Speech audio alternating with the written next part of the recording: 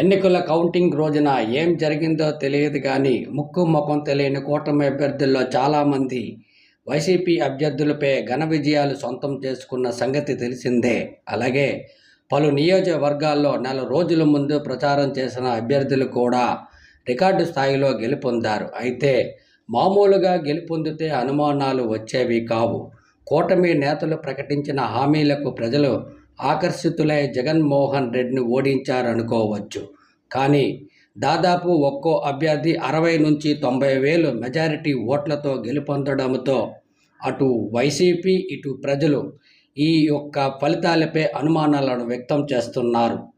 ఎన్నికల కౌంటింగ్కు ముందు ఏదో జరిగింది, అలా జరగకపోతే కూటమి అభ్యర్థులకు ఇంతంత మెజారిటీ రావటం ఎలా సాధ్యమవుతుందనే సందేహాలు డే 1 నుంచి నేటి వరకు బుర్రల గిర్రుమన తిరుగుతున్నాయి. అయితే పక్కా ఆధారాలు లేకపోవడం వల్ల మాజీ సీఎం జగన్మోహన్ రెడ్డి కూడా ఏమీ చేయలేని పరిస్థితిలో ఉన్నారు. అయినా కూడా మనకంటే ఆయనకే ఎక్కువ అనుమానాలు ఉన్నాయి దీని మీద. ఈ అనుమానాలను పటాపంచలు చేయడానికి ఆయన తమ కేడర్ను అప్రమత్తం చేసినట్లు తెలుస్తుంది. ఈ క్రమంలో ప్రత్యేక కమిటీలను కూడా నియమించినట్టు సమాచారం.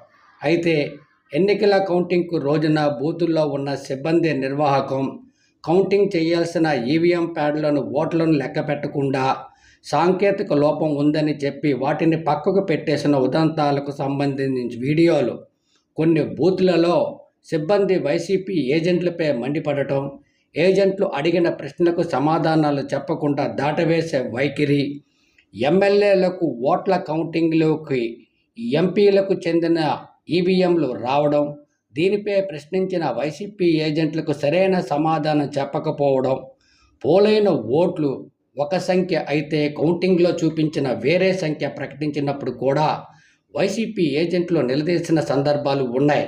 దానికి నిదర్శనం బూత్లోని ఏజెంటే మీడియా ముందుకు వచ్చి చెప్పడం సమాచారం. అంతేకాకుండా ఈవీఎం పరికరాల్లో భద్రంగా ఉండాల్సిన ఓట్లు 6 బయటికి ఎలా వచ్చాయనే సందేహాలు వ్యక్తమవుతున్నాయి. 6 బయట పడి ఉన్న ఓట్లన్నీ ఫ్యాన్ గుర్తుగా ఉన్నట్లు ఓట్లుగా వీడియో ద్వారా తెలుస్తుంది. ఆ ఓట్లు బయటికి ఎలా వచ్చాయి? ఇందులో అధికారుల ప్రమేయం ఉందా లేదా? సిబ్బందే ఆ ఓట్లను 6 బయటికి పడేశారా? ఇది చిన్న విషయం కాదు.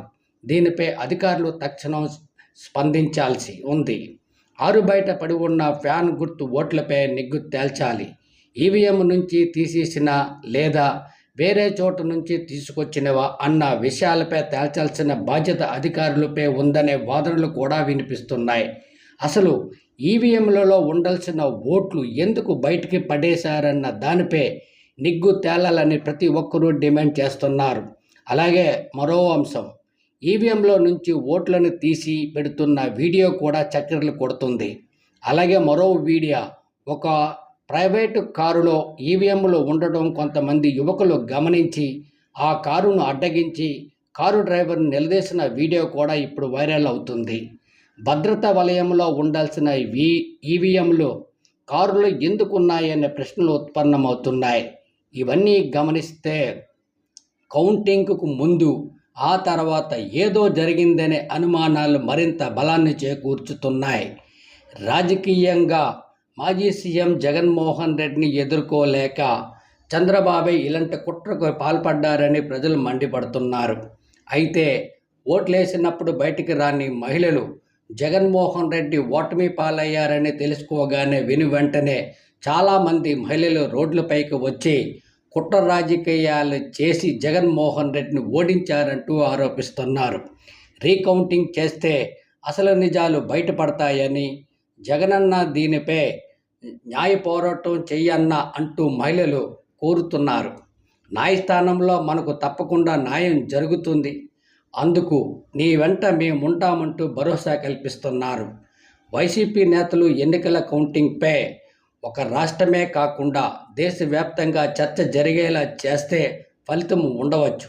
అలాగే ఢిల్లీలో ప్రెస్ మీట్ పెట్టి రాష్ట్రపతిని కలిసి ఎన్నికల ప్రారంభం నుంచి చివరి వరకు కూటమి కార్యకర్తలు చేసిన అల్లర్లు, దాడులు, మారణాయుధాలతో ఇళ్లపై చేసిన దాడులకు సంబంధించిన వీడియోలను ఆమె దృష్టికి తీసుకొస్తే తప్పకుండా ఫలితం ఉండే అవకాశం ఉంది.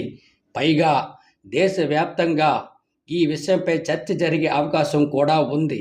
మరి ఈ పని జగన్మోహన్ రెడ్డి చేస్తారా లేదా చూడాలి. చివరగా ఎన్నికల కౌంటింగ్పై ఏర్పడిన అనుమానాలపై నిజాలు ప్రజలకు తెలియజేయాల్సిన బాధ్యత జగన్మోహన్ రెడ్డిపై ఉందనే భావన కూడా వ్యక్తమవుతుంది.